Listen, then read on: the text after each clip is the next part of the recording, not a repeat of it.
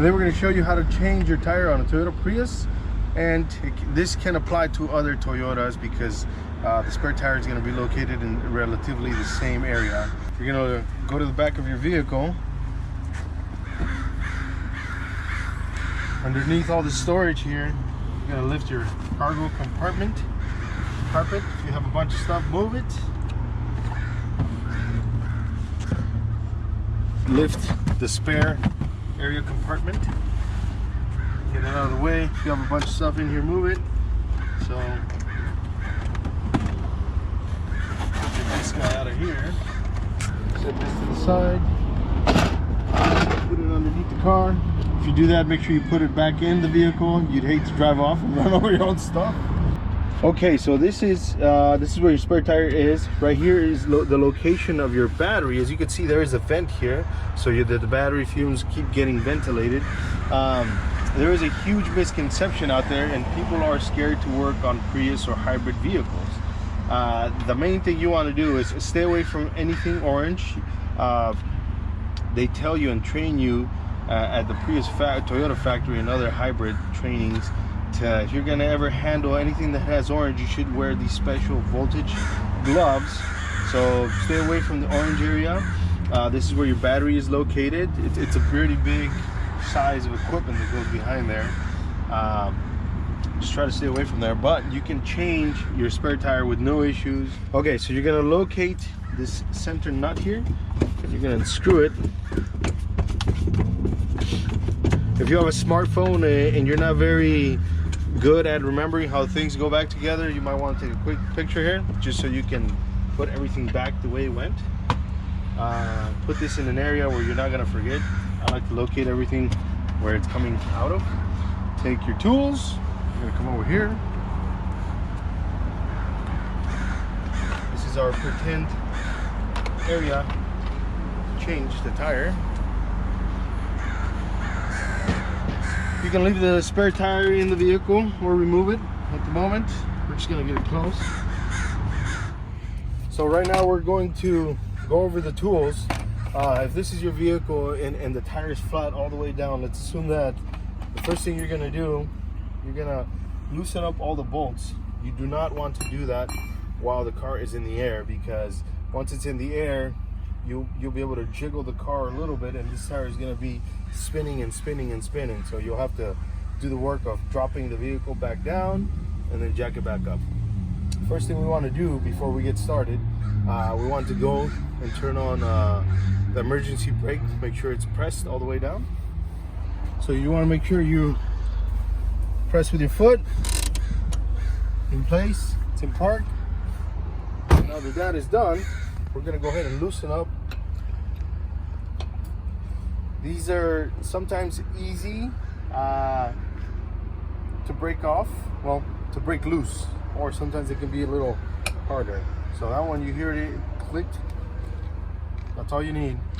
If they are very tough, or you don't have a lot of body strength, one thing you can do is go on here and just lean on the vehicle, 1 foot on the ground, and just kind of step on it. There you go.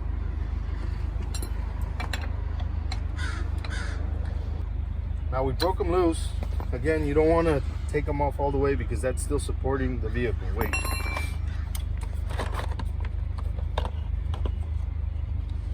Now we want to pull our jack.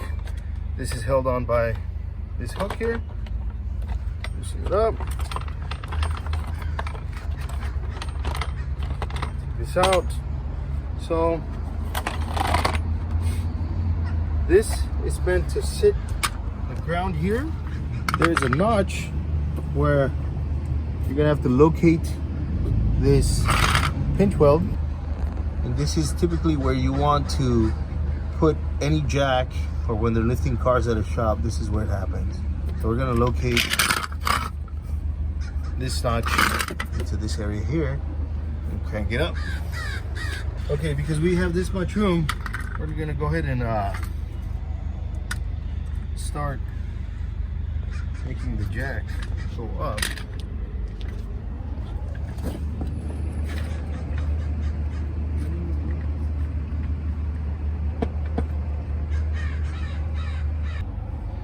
It's a manual crank. It slips into this loop,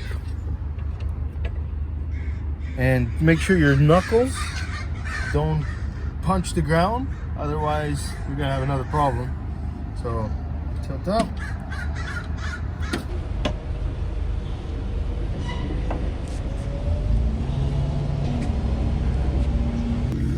Another reason you're going to want to have the park brake applied, or also called an emergency brake, is because this is a front-wheel drive car, meaning the transmission's attached to the front drivetrain. So when it's in park, it doesn't move, but your rear tires, now the weight is over there. And if you don't have that park brake set, what could potentially happen if you start moving this around, as you can see, this can tilt either direction pretty quickly.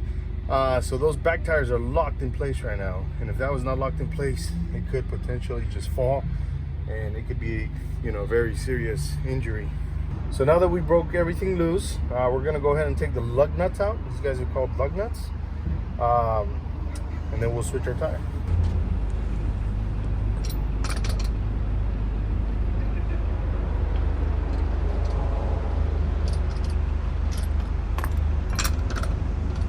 When you have it out far enough and loose enough, you can just spin it off with your fingers to remove.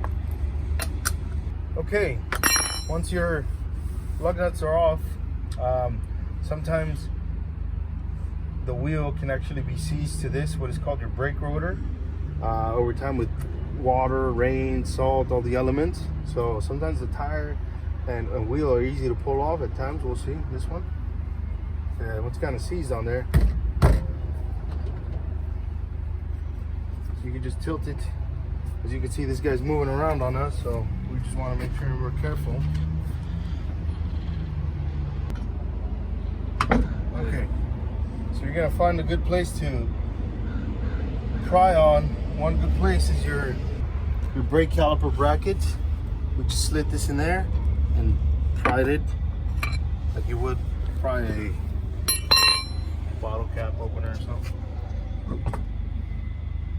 Assuming this wheel's flat, it's not gonna roll as well, but you can set it in the back of your vehicle, take it to get repaired. Now that that one's off, it's time to put our spare tire. Some vehicles have a full-size spare tire. Well, some vehicles have, as you can see, this black donut-looking thing. That's nothing like the original tire we took off right now, and the wheel. Why? Because it's cheaper for the manufacturer to put a spare tire like this. They can stamp them, and this tire can be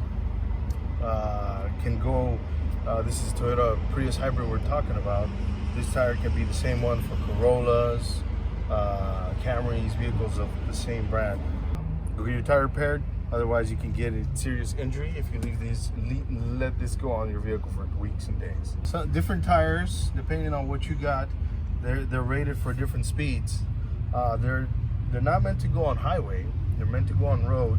That's why it's called a temporary tire as well. So you don't want to typically go over 50, 55 speeds on the road with these tires. Okay, let's get the spare tire on the car. The easiest way to do this is look at your bolt pattern and then look at your spare tire, and you can line up the bolts or try to line them up, and then you're gonna have to lift it somehow and get one in there. You can let it teeter-totter or hang off of there until you find the bolt pattern. Use one of your feet to put support on the bottom and hold the top, or you can start the lug nuts. You can hand tighten these. Do the top one first, then do one at the bottom. Now you can let go of that. Then you can hand tighten the rest. These have notches in here to go into the wheel, so as you start tightening them up, the wheel starts sinking into place.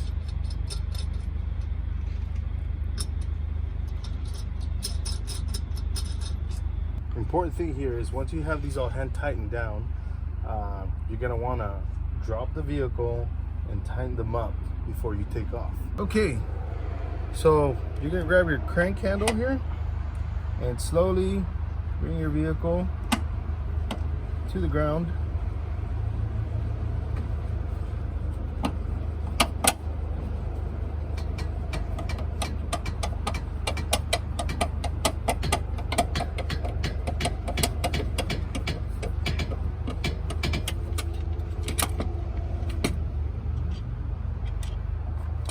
Once you have reached this point,